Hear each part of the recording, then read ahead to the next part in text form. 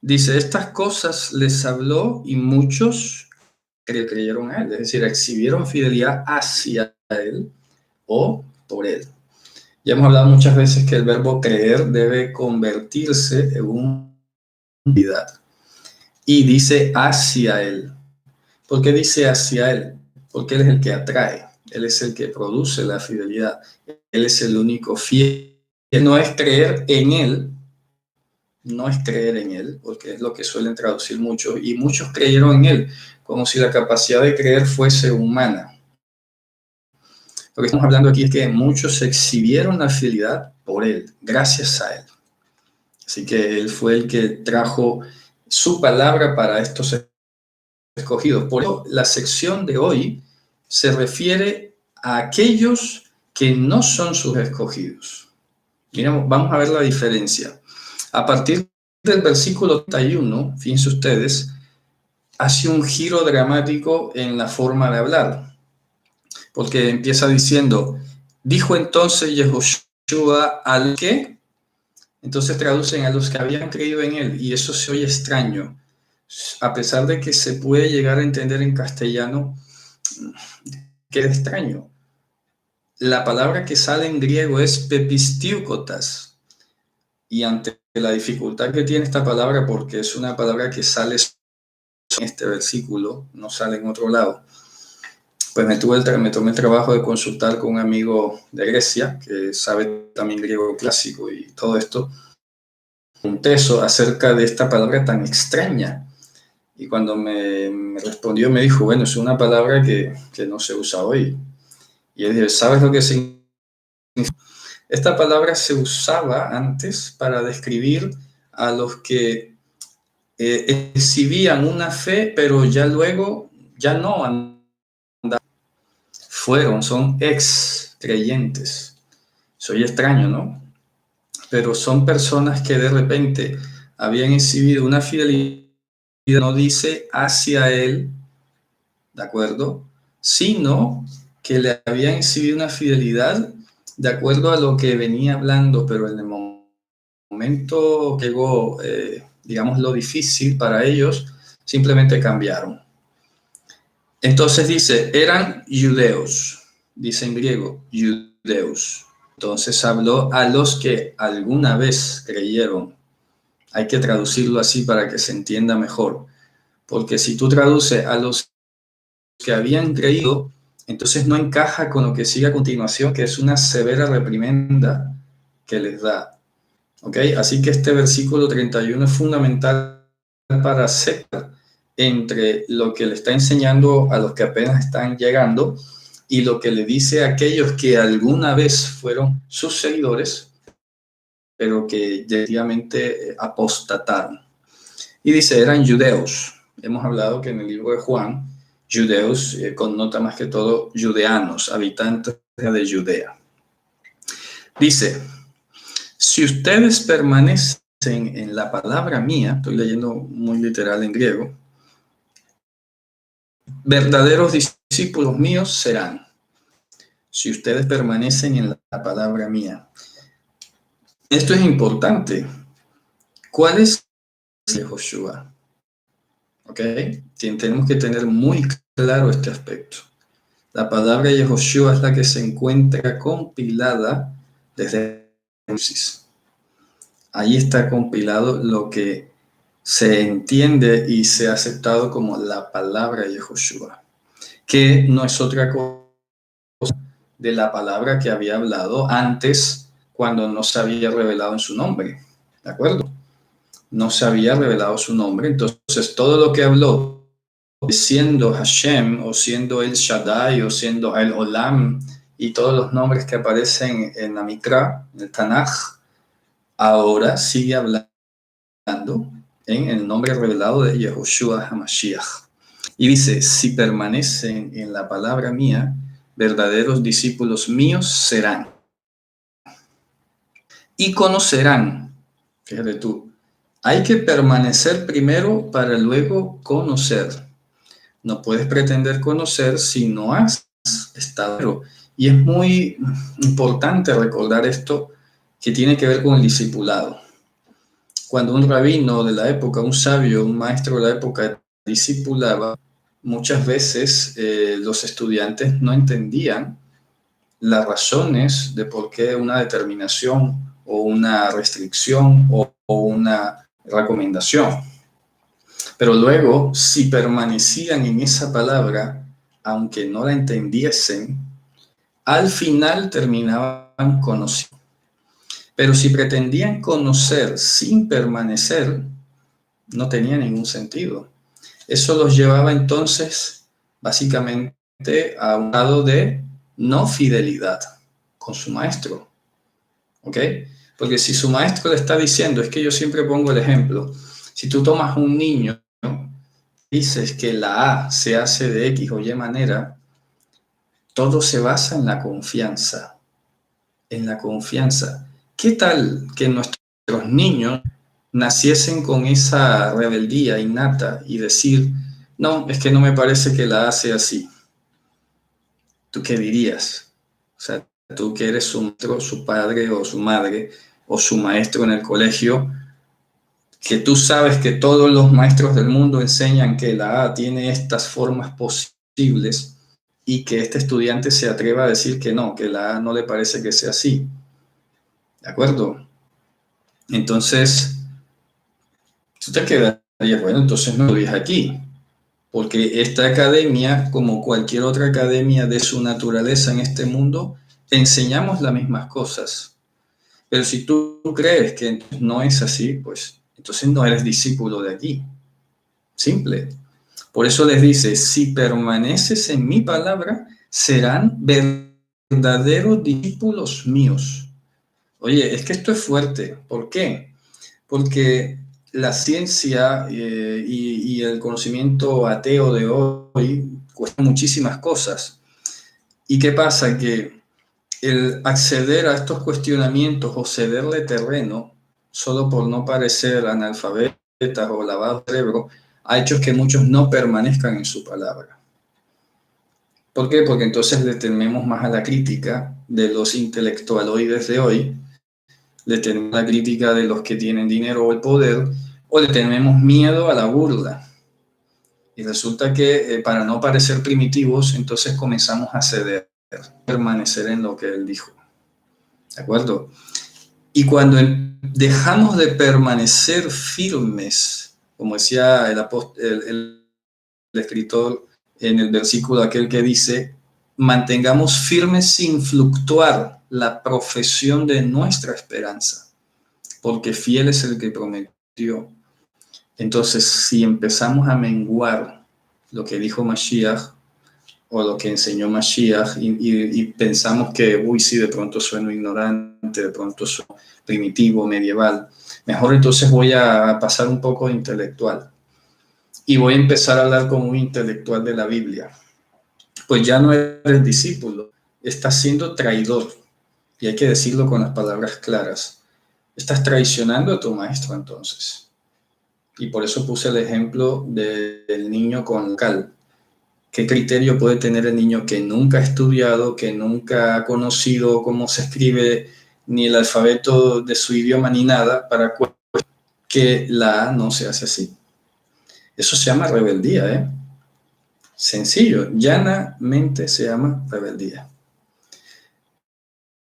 Entonces hay que revisarnos continuamente qué tanto estamos permaneciendo en la palabra de Mashiach. Y quiero enfatizar que se entiende por palabra de Mashiach, repito, todo lo que va desde Mateo hasta Apocalipsis. Todo eso, porque lo que hablaron los apóstoles, lo hablaron en su nombre. En su nombre fueron, en su nombre escribieron, en su nombre padecieron, ¿de acuerdo? Y no tenemos respecto de estas cosas. Entonces, todo lo que escribió Juan, lo que escribió Judas, Jacobo, Pedro, Pablo, todo eso es su palabra. Porque el mismo Evangelio de Juan termina diciendo que Yehoshua hizo y enseñó muchas otras cosas que si se escribieron los libros no cabrían en este mundo. Pero resulta que nos dejó un mínimo. Tampoco se quedó sin escribir Juan. Y escribió un mínimo de cosas. Entonces, eso es lo que hemos recibido, su palabra. Aparte, repito, de toda la palabra que ya se había escrito y que él había dado.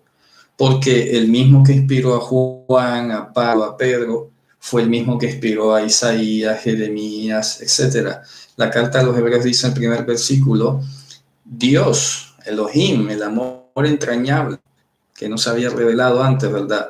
Habiendo hablado de muchas maneras y de muchas veces a los patriarcas a través de los profetas, en la posteridad de los días habló a nosotros a través del Ben, a través del portador, es decir, de su propio Corbán, directamente.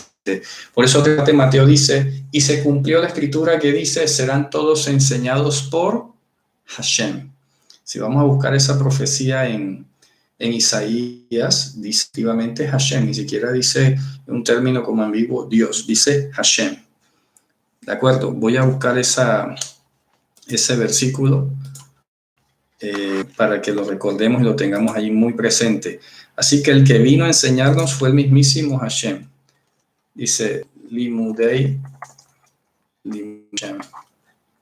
Vamos a buscar ese versículo que se encuentra en Isaías. Vamos a ver. Berav Shalom Banaich. Voy a buscarlo así. Berav Shalom Banaich. Vamos a ver. Es un verso de Isaías 54. Isaías 54. Vamos a ubicarnos allí a partir del versículo 13. Dice, Bechol Banaich Limudei Hashem, Berav Shalom Banaich. Dice, y todos tus hijos son, o serán, si lo quieres poner como profecía, Limudei Hashem, son aprendices de Hashem. Y abundante es o será la paz de tus hijos. Por eso dijo, la paz os dejo, mi paz os doy. Es abundante. Muy bien, entonces dice, cuando hayan permanecido en mi palabra y sean verdaderos discípulos míos, importante, ser verdadero discípulo suyo, grábeselo muy bien, implica permanecer en su palabra, soportando los vituperios, porque ahí dicen los vituperios de Cristo, a donde quiera que vayas, de parte de quien sea. Dice, entonces conocerán la verdad. Conocerán la verdad. Tienes que permanecer para luego tener la oportunidad de conocer la verdad. Esto se puede parecer mucho a que de repente tú estás en una fila para un lugar y ya estás llegando y alguien viene y te dice y te persuade, mira que es que acá es donde está la verdadera función, no es donde tú estás, pero todo el mundo te ha dicho que es allí. Y resulta que tú escuchas y te vas de la fila. Entonces, en la palabra que te han dado, y cuando te vas a ir a otro que viene de afuera, conocimiento del mundo, ¿de acuerdo?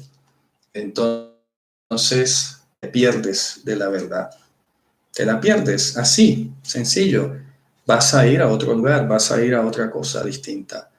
Y de repente, un nombre, y tú te emocionas porque empieza igual la película, y resulta que son trozos. Es una mala copia o es una copia muy mal hecha, una pirata, etcétera, etcétera. Ya no estás viendo la verdadera. Te vas a sentir como estafado, sin duda alguna, defraudado. Muy bien. Entonces, dice, conocerás la verdad y la verdad los hará libres. Ojo, la verdad los hará libres. Quiere decir esto entonces que de manera absoluta su palabra es la verdad.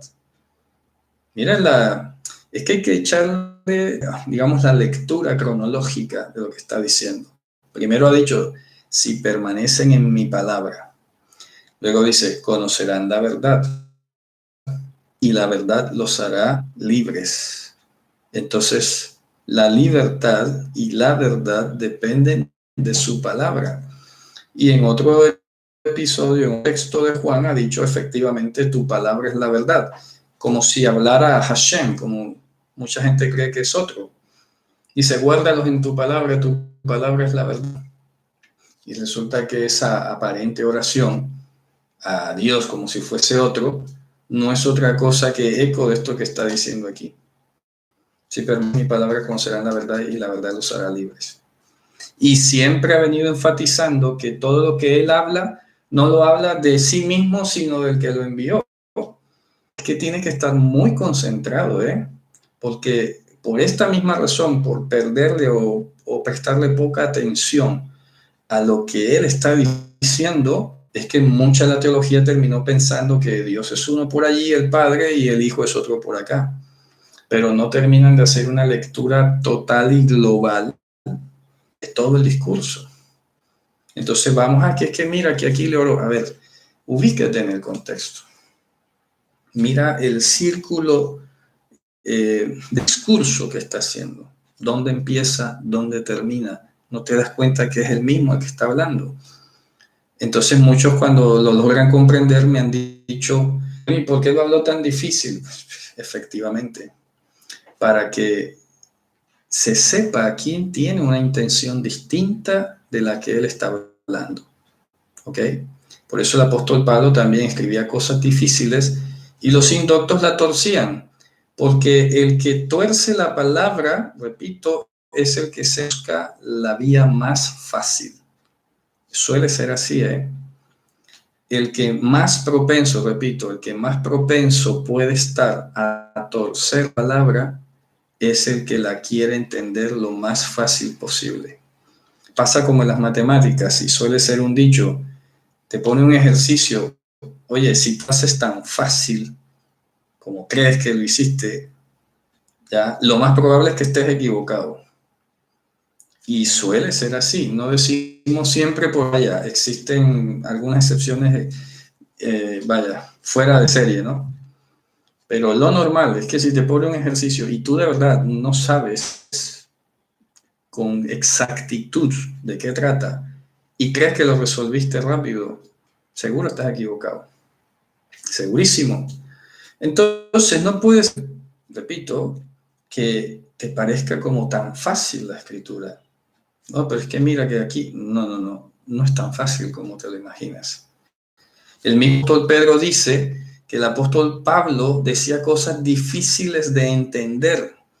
Y yo me quedo sorprendido de que hoy, no sé, la gente como que nace superdotada, que ni se preocupan por revisar si la traducción está bien hecha, ¿de acuerdo? Si ahí es el orden sintáctico que dice correcto, y de repente salen diciendo, sí, es que Pablo dice esto. A ver, que no es tan fácil. Que mira que una sola palabra y yo, griego que sé, no la podía entender. Y busqué concordancias y diccionario y no salía. Y esta palabra es rara. Y me tomé el trabajo de investigar con un griego nativo que supiera griego clásico y antiguo. Y fue una entrevista completa que le hice. Dame ejemplos para yo entender exactamente. Y así, le doy gracias a Dios por la vida a mi amigo Marcos Incanis, que vive en Atenas. Fíjense ustedes, eso es lo que hay que hacer. Pasar de largo y decir, sí, es que aquí no es tan fácil. Está bien que, digamos, en un nivel general, en líneas generales, lo que no afecte de manera fundamental la teología, la palabra que está traducida, bueno, te da una idea, sirve. Pero lo que siempre he insistido es lo siguiente, y quiero que claro, no es que ahora vas a dudar de todas las traducciones, ¿vale? Pero eso sí, el que va a enseñar, el que va a hacer teoría, tiene que revisar el texto. Hombre, tómese el trabajo de ir a un interlineal por lo menos, que ahora son gratuitos. Eso se perdona hace 20 años más. Cuando conseguir un interlineal griego era o costoso o imposible. Pero hoy que tienes allí gratis el texto, que lo puedes leer al derecho y al revés si quieres, gratis, y no hacerlo, hombre, eso se llama negligencia. El apóstol Pablo decía, lo que requiera diligencia, nada perezosos. ¿Qué más diligencia va a requerir algo sino estudiar su propia palabra, la palabra de Hashem? Tiene que ser diligente. Tienes que meterte en el texto, entenderlo. Por eso les daba el ejemplo de las matemáticas. Si tú no entiendes el texto tal cual como está allí y vas a saber interpretar, lo más probable es que estás equivocado. Porque si no lo sabes operacionalizar, llevar la secuencia, la arquitectura del pasaje, hombre, y vas a decir que ahí dice, no, eso tiene una lógica, tiene un contexto, no es tan fácil a la hora de enseñar. Por eso el apóstol Jacob, Santiago decía, no se hagan maestros muchos de vosotros para que no caigáis en mayor condenación. ¿Por qué? Porque es una responsabilidad. Si alguien va y es negligente hoy, repito, hoy, no estoy juzgando a nadie atrás, ¿de acuerdo? Pero estoy hablando de hoy, y sale alguien y enseña así de sopetón algo y no lo ha revisado, por ejemplo, con ese versículo clásico de Romanos 14, que dice, es que a la verdad yo estoy convencido que nada es impuro en sí mismo, nada es inmundo en sí mismo. A ver, que ahí no dice eso. Tienes que ir al texto, revisa, confronta. No podemos seguir hoy con el mismo velo que sufrió el mundo durante más de 1500 años. Eso se donará a las generaciones pasadas. Yo no soy nadie para juzgar el pasado, ni lo que se hizo con las uñas o con el arado. Pero lo que sí estoy convencido es que hoy el nivel de exigencia es tal que Dios ha provisto y ha puesto, yo me quedo sorprendido, el nivel de herramientas que Dios ha dispuesto hoy, ¿de acuerdo? De tal manera que no hay excusa.